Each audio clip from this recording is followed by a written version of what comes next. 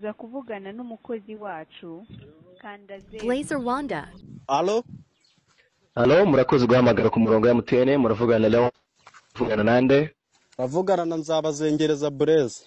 Sorry please. Ngo? Sorry, turavugana na? Ako gashino kanyu ko ntago uri kumva Nzabazengereza Blaise. Speak loudly, bro.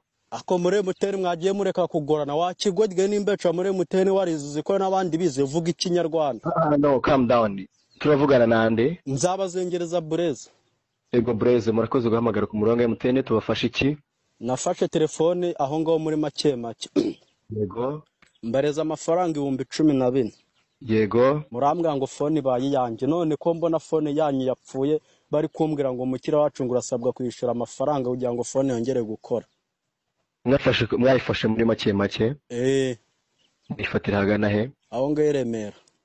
Iremera? Mu buhe bwoko? Infinix. Biva neza Nzabazengereza Blaise niba phone yanyu bayifunze?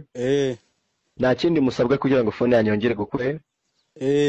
Murakanda akanyenyeri 182 akanyenyeri 12 mukurikiza amabwiriza ibyanga mwongere mudahamagare Blaise. Nta kindi kibazo twabafasha? Dukurikiza amabwiriza kugira tugire utese.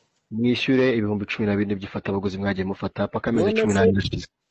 Nyakwishurwa n'akabuno kawe nago nabaye amafaranga 10,014 mumbwira ngo phone ni yanjye. Blaise wizanamo imvugo mbi cyane nta munyarwanda uvuga gutyo. Uri umunyarwanda mwiza ntago akwiye kuburi gutukana natwe. None se nyine ngamumbwire mbasubize phone yanyu mu mibumbi byanjye 14. Blaise ni mutwihanganira icyo kibazo cyanyu nta kindi nakora cyakemu kuretse kwishyura telefone. Naje kwikopesha aho ngaho nge naje kwikopesha aho ngaho nago nabaye amafaranga yanjye mukambwa ngo mu my phone. Blaise Nzabazengereza ni uri umuntu muzima ni wabonye Infinix karindwi. None kubona nari muzima uri kubona ndi pusi ngewe. Niho wabonye telefone 10,014 ya smartphone. None se mwayimeraga ikimwe bwaba muzi ko muzayifunga.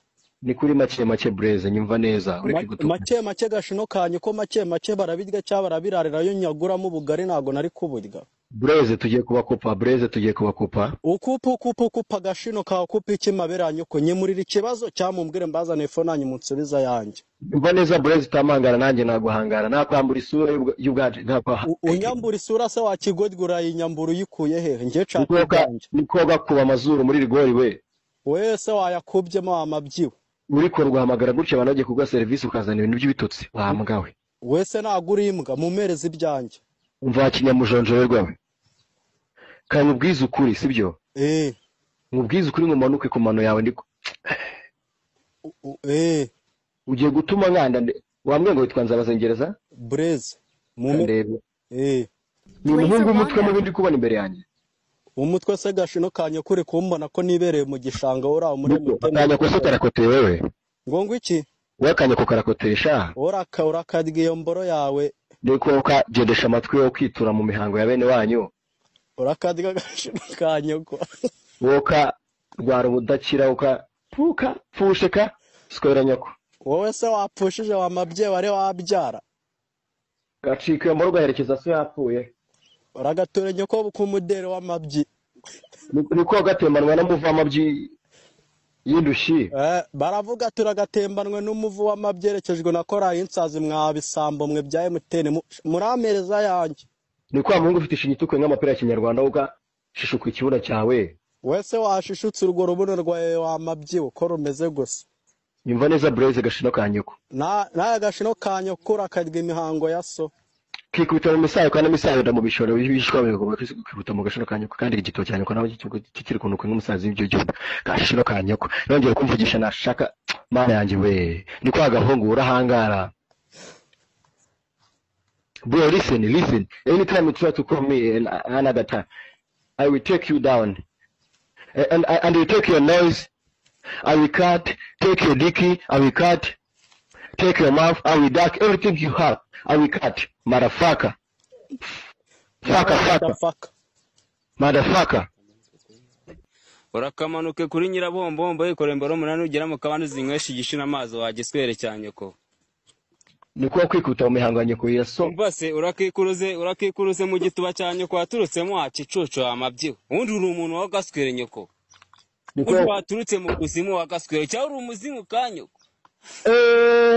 ngufashe we nahise ngutera inyundo y'ubwonko ugahita uva no mu mwuka we ntabwo uri umuntu wo gagenyuko nyumvira no pogege isa n'ijoro pusisha uri umuzimu uri iki uri ushobora kuri pusi wa kinyendaro ako shaka do kadoko ntakikaskere nyoko kwadye nyoko niko kadoko avuka ku gitera we cyangwa imihango ya nyoko cyangwa ngo mu cyayi mu gitondo wahise kavuka ku gitera agenda mujye mugira discipline wowe imihango ya nyoko ndi kukumva nizo mbaraga ufite mujye mugira discipline wambwa we kumuka wa gicucu ndi kuvuga uburyo mwanirana wagira ngo ni gobe ryimba niko tabudu baciye tukajya nibuze ukajya unarinda ibipangu niko sha muri mwigobe sagasharwe n'igisebe wambwa muri mwigobe sha ure gasharwe n'igisebe what if I see you Blazer Wanda